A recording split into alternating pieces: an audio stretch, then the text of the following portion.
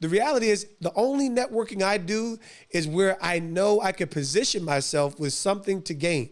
I am looking to create the atmosphere to produce the results that I'm looking for. So I believe in intentional networking, but I'm not going to put myself in an environment that because when I show up in a room, if I could just be respectfully honest, I'm bringing thousands of dollars of value when I step into the room, just by virtue of who I am and the stories that I have to tell.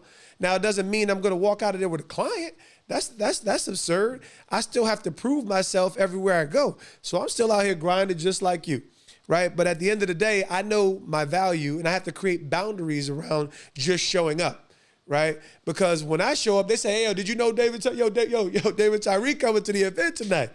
Not that I'm the biggest fish on the block, but I'm enough of somebody to say that would warrant a story to be told, right? And everybody loves a good story, right? Everybody loves a good story. So you have to understand what your value is. You can't overestimate your value, because maybe you need to show up and put that work in. Maybe you need to show up and keep telling your story on why you're so good, showing your photographs, telling your story in a way where it's persuasive. So I'm only into intentional networking where I can kind of, respectfully control the narrative. It doesn't mean I won't show up anywhere, but for the sake of understanding that I have created value in so many different ways, I've launched the Catch Camp. We're looking for investors, right? We have a unique value proposition with the camp. I have a unique value proposition when I go and speak. I have a unique value proposition when I'm a consultant as a leadership development trainer. So listen, I can help maximize and bring people up to the level of success that I've had. So networking is contingent upon you knowing that for yourself, right? So the importance of me going through this is I want to help you understand. My advice in relation to networking is know your audience, right? Know the places. So if you're in real estate, you only need to be in places where people who can enhance your business, your book of business. If you're not good at marketing as a realtor, you need to understand that you need to position yourself with marketers to help you build that business, right? Because if you're a one-man band, it's going to be very difficult for you to build that business.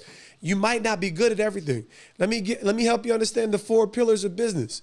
The 4 pillars of business, right? Because networking only matters if you understand what you're good at in your book of business. Are you in sales? Are you in marketing? Are you good at operations? Are you good at finance, accounting, right? At the end of the day, those are the 4 pillars that everything else springs from. People might have other job opportunities, but they kind of fit within that realm of business. Even marketing and IT, everybody needs process and systems. That's where IT comes in. But at the end of the day, process and systems were created before the internet. So everybody has a process and a system, and we need to figure that out. That kind of sits under the operations hub. So there's 4 pillars that we need to understand from business in general, but you need to understand that some of your skill sets need to be clearly definable within one of those 4 pillars. You have to have something that you're selling. What are you doing? Why should I listen to you, right? So you need to first know that to be able to define your audience that's worth going into, right? Because you don't want to just be showing up at everybody's event, right? Everybody got something that they're trying to accomplish. What are you trying to accomplish? That determines whether it's worth going to. What are some of the other things you have to know? Let me help you understand what makes things extremely successful, right? It's 1,000 ways to mess things up. And I find that in general, you don't have to be perfect to be successful, but you do have to have, there's a synergy between motives and intent and then our actions, right? So I kind of have this little quadrant, for lack of better terms, right?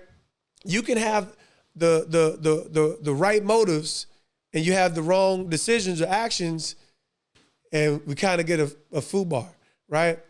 You can have the wrong motives and you can still have the considerable actions, and eventually that ship is going to crumble, right? Because you have the wrong motives. If you don't have the best intent for people around you, then you're gonna kind of take advantage of people, whether you know it or not, right? If it's all about you, there's gonna be some liabilities by the wayside. It's gonna be some collateral damage. You know what I'm saying?